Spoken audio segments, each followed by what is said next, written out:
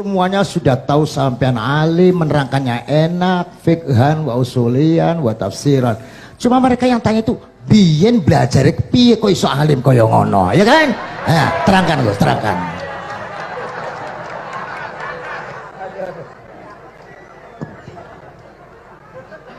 Andaikan pertanyaan itu ke Mbah Mun, mungkin jawabnya gurune sopo.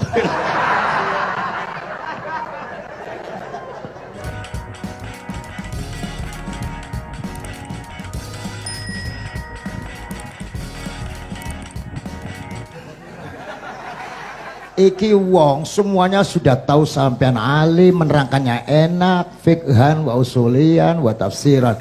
Cuma mereka yang tanya itu, biyen belajar piye kok iso alim kaya ngono, ya kan? Nah, terangkan Gus, terangkan. Mati.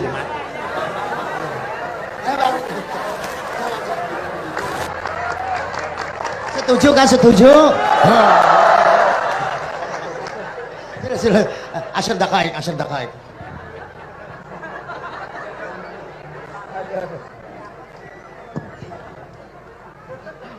Andaikan pertanyaan itu ke Mbah Mun, mungkin jawabnya gurune sopo.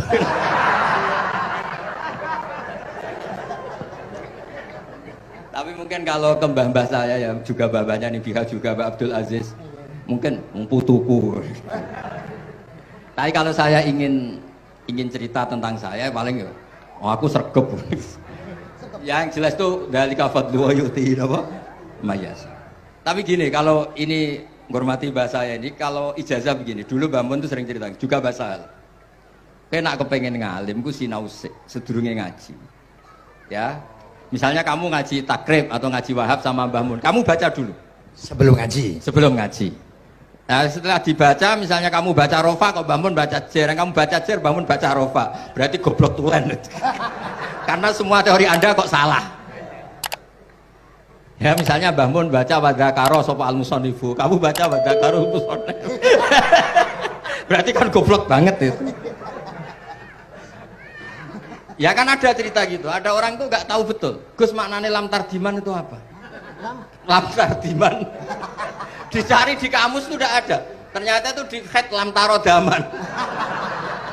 Dia baca satu lam tardimannya dicari di kamus sampai hidup mati lagi ya nggak ada.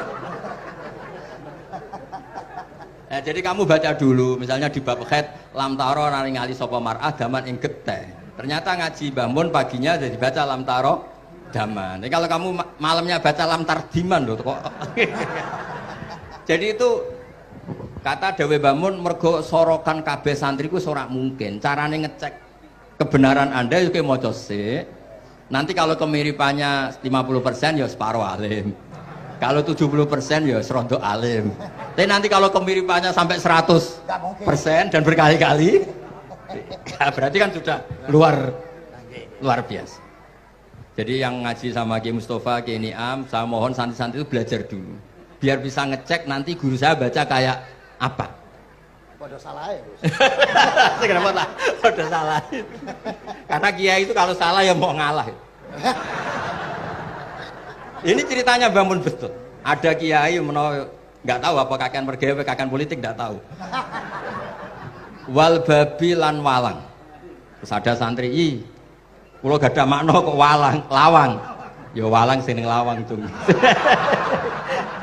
Mau ngalah. Terus watini lan wit alu. Gurune maca alu. Kulo gak ada makna kok elo. Lah ya wit telu kena gua asu. Tapi saya menangi kiai itu kalah sama santri itu. Saroko nyolong sapa wong albedo tangi anduk. Terus gurunya kaget. Cung kok anduk, cung. Bareng didelok endok. Karena kalau pegon kan anduk sama endok itu padha wae. Ini ada padha. Tapi kiainya akhirnya kalah. Memangnya nyolong anduk boleh ya? Yo ora, cung, yo haram, yo padha wae kalau gitu nyolong. Nyolong endok ya haram, nyolong anduk haram. Lo cerita itu masyhur itu. Kalau cerita yang terkenal di Lirboyo itu kan ada santri dari Jakarta di kelas. Gurunya bilang Ja'a Zaidun, Zaid datang. Waro'a itu Zaidan, saya melihat. Si murid ini itu melihat pintu terus. Lama-lama gurunya itu tersinggung. Kamu diajari pelengahan nggak sopan. Habis Ustadz bohong. Lah kenapa bohong? Katanya ja'a zaidun ra'aitu zaitan. Zaidnya mana?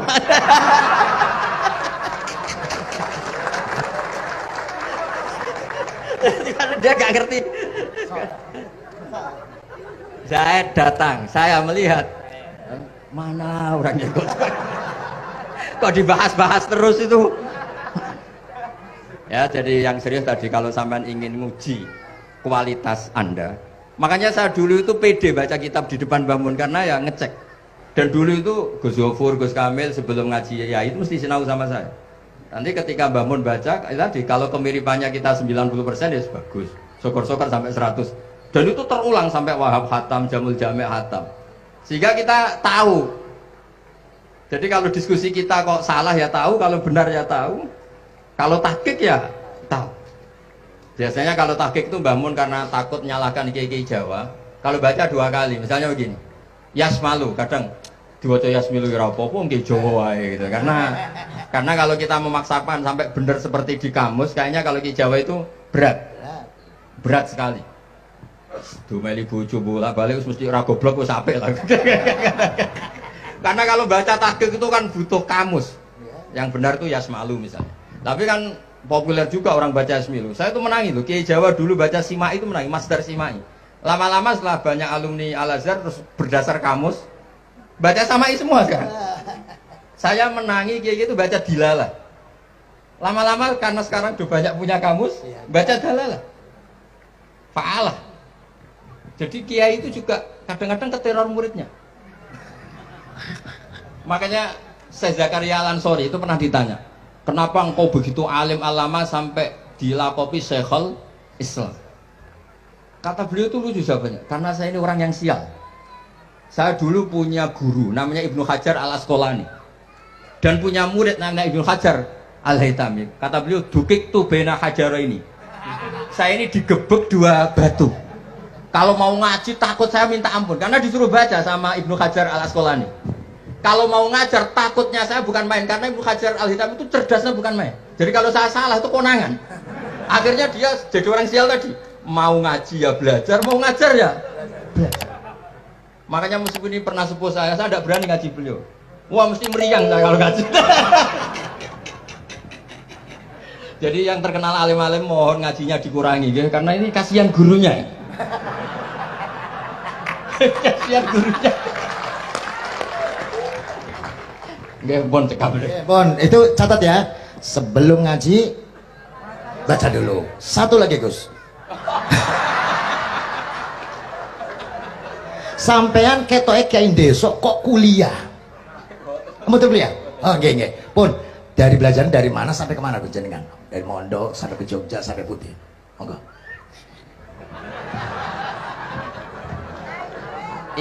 Ini karena sesuai kontrak, nggak boleh nyulaini janji. Sekali aja Sekali tak tekno Gus.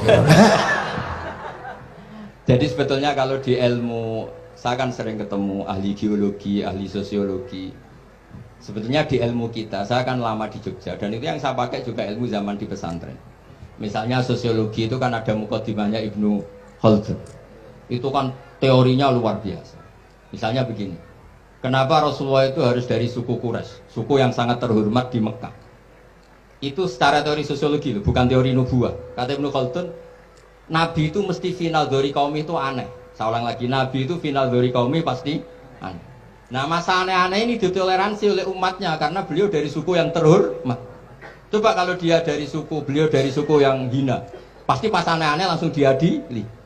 Ya kalau di NU lah, ndak Gus Dur kok bikin aneh-aneh di NU kan langsung tuntas.